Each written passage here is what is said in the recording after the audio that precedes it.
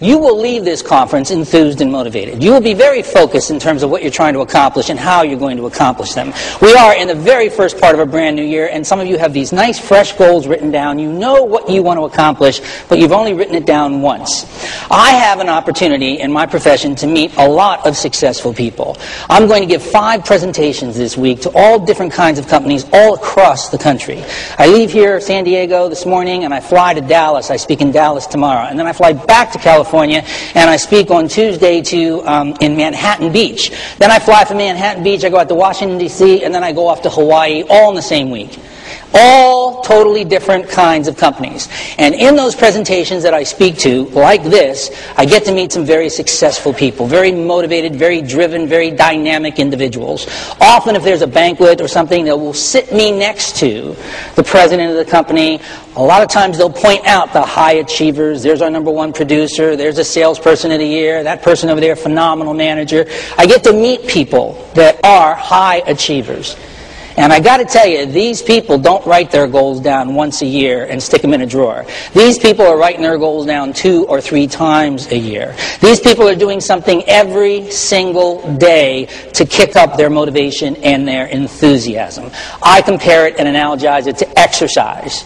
You know, if you don't do it on a regular basis and you stop, you rapidly lose whatever benefit you got from it. It's something you need to be doing on a regular basis.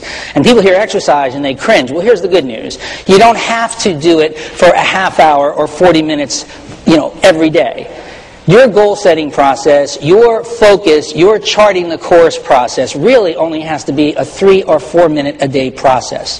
Why not keep a notepad on your desk and rewrite your goals 2 or 3 times a week? If you're not going to do that, why not once sit down and get those goals on tape or on a CD? It is exceedingly simple. For most of you, all you have to do is plug a microphone into your computer and Windows Media is going to boot up.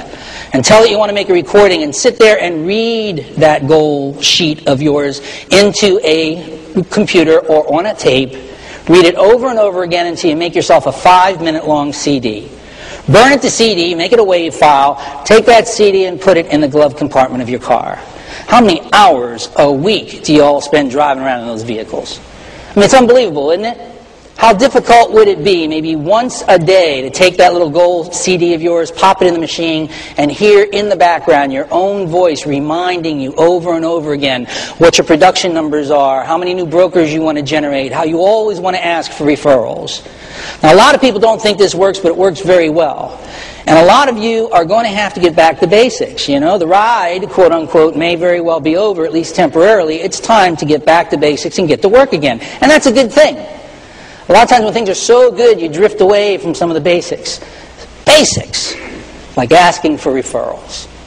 Honestly, how many of you folks sometimes forget to ask for referrals? Can I see by show of hands? Honestly, how many of you forget to ask for referrals? Come on now.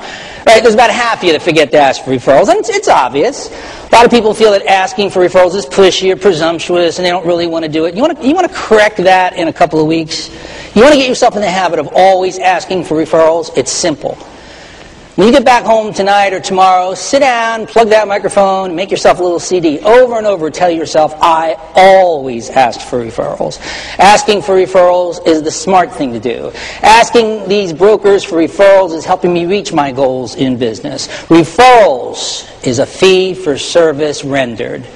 Over and over again, tell yourself to always ask for referrals. Make a 5-minute long tape over and over again. If you played that tape in the background while you're driving around to an appointment once a day, every day for the next couple of weeks, do you honestly believe you would ever again forget to ask for referrals? That's one very basic thing you could do that would probably push your income up by 15 to 20% if you're currently forgetting to ask for referrals. Want another simple thing that'll bump your income 20, 30% if you're not already doing it?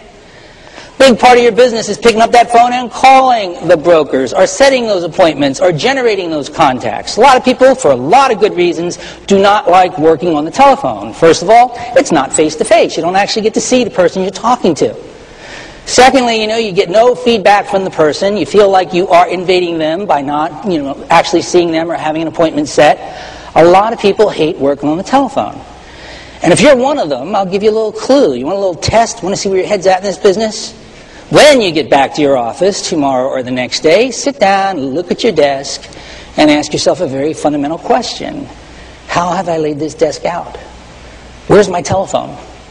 A lot of you don't like working on the phone, so you have unconsciously arranged your desk in the following way. Right in the middle, there's some big visual distraction. Usually it's one of those giant empty coffee cups or a soda glass, and around it is all kind of non-dollar producing stuff, maybe a newspaper, your laptop, pamphlets, stuff that maybe needs to be read, but not in the middle of phone calling hours. And where does a person who does not like making phone calls actually place the telephone? Well, check it out on your own desk. A lot of you have it up and off to the corner, pretty much as physically as far away as you could possibly get that thing. I was in someone's office a couple years ago. He was a salesperson. Telephone rings. He reaches down, opens the bottom drawer, and says, "Yeah." Now, it sounds silly, but I mean, isn't this a lot of common sense? You don't like making calls to begin with, but you want to sit down and generate some of these appointments and contacts, so you drag yourself in there. You sit down to make calls, and you look down at your desk. What catches your eye first? Because it's right in the middle. The empty coffee cup or the soda glass, you know? And then so you pick it up, you go to the coffee machine. Who's standing around the coffee machine? A bunch of other AEs who don't like making phone calls, right? And you all sit there and say, "What a terrible marketer does," you know? I mean, you sit there and waste a whole bunch of time. A lot of you, my favorite, by the way, is when you go in there and you see 5 or 6 of them standing around a coffee pot watching the pot fill. That's always my favorite. There's a good 10 or 15 minutes dead. Then they go back and they sit down and they pick up the telephone and they start, reach for the phone. What catches their eye this time? The newspaper. They'll pick up the Wall Street Journal and see how bad business really is, before they get themselves all pumped up and inspired. It's an exaggeration, but isn't it true? Now a lot of people do. They'll find all kinds of creative ways of avoiding what they don't want to do. Make yourself a CD over and over again in the background. I enjoy working on the phone. I make at least 10 prospecting calls every day. When I sit down at my desk, the first thing I see is the telephone. I enjoy connecting with people over the phone. Now, I know it sounds crazy, but if you just had that playing in the background for a few minutes each day, just drilling that message subconsciously into the back of your brain, when you sit down at your desk, you're going to start noticing the telephone instead of all those visual distractions. It's so simple. It only takes maybe 10 or 15 minutes to make one of these CDs, and it can really push your income up dramatically.